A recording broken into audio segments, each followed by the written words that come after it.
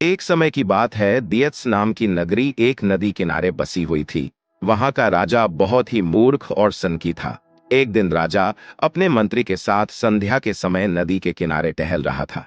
तभी उसने मंत्री से पूछा, मंत्री बताओ, यह नदी किस दिशा की ओर और कहाँ बहकर जाती है? महाराज, यह पूर्व दिशा की ओर बहती है और पूर्व की ओर स्थित देशों में बहकर समुद्र में मिल जाती है। मंत्री ने उत्तर दिया। यह सुनकर राजा बोला, यह नदी हमारी है और इसका पानी भी हमारा है। क्या पूर्व में स्थित देश इस नदी के पानी का उपयोग करते हैं? जी महाराज, जब नदी उधर बहती है तो करते ही होंगे, मंत्री ने उत्तर दिया। इस पर राजा बोला, जाओ नदी पर दीवार बनवा दो और सारा का सारा पानी रोक दो। हम नहीं चाहते हैं कि पूर्व दिशा में स्थित देशों को पानी दिया जाए। लेकिन महाराज, इससे हमें ही नुकसान होगा, मंत्री ने उत्तर दिया। नुकसान? कैसा नुकसान? नुकसान तो हमारा हो रहा है। हमारा पानी पूरब के देश मुफ्त में ले रहे हैं और तुम कहते हो कि नुकसान हमारा ही होगा। मेरी आज्ञा का शीघ्र से शीघ्र पालन करो। राजा गुस्से में बोला। मंत्री तुरंत कारीगरों को बुला लाया और नदी पर दीवार बनाने के काम शुरू करवा दिया। कुछ ही दिनों में दीवार बनकर तैयार हो गई।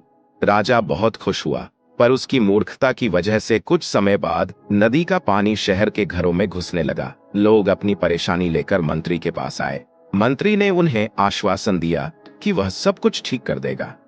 मंत्री ने एक योजना बनाई। महल में एक घंटा बजाने वाला आदमी रहता था।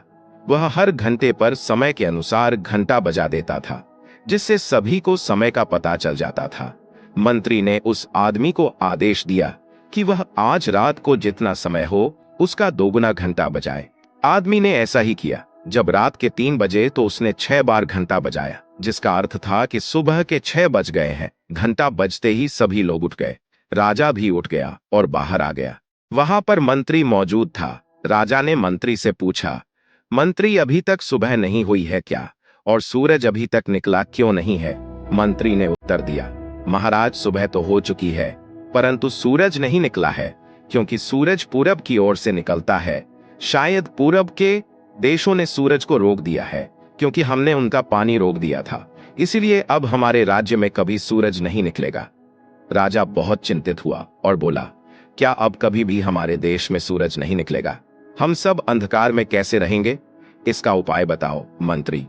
महाराज, यदि आप नदी का पानी छोड़ दें तो शायद वे भी सूरज छोड़ देंगे, मंत्री ने उत्तर दिया। राजा ने तुरंत मंत्री को हुक्म दिया कि वह नदी पर बनाई गई दीवार को तुड़वाए। मंत्री ने राजा की आज्ञा का पालन किया और कारीगरों को आदेश दिया कि दीवार को तोड़ दिया जाए। कारीगरों ने दीवार तोड़ दी और जैसे ही दीवार टूटी, सचमुच सूर्योदय का समय हो चुका था और दिव्यमान सूरज चारों तरफ अपनी लालिमा बिखेर रहा था। सूरज को उगता देख राजा बहुत खुश हुआ और मंत्री को इनाम दिया और कहा, तुम्हारी वजह से आज हम फिर सूरज को देख पाए हैं। अब हमारे राज्य में कभी अंधेरा नहीं रहेगा। मंत्री ने मासूम सा मुंह बनाकर जवाब दिया, महाराज, यह तो मेरा फर्ज था।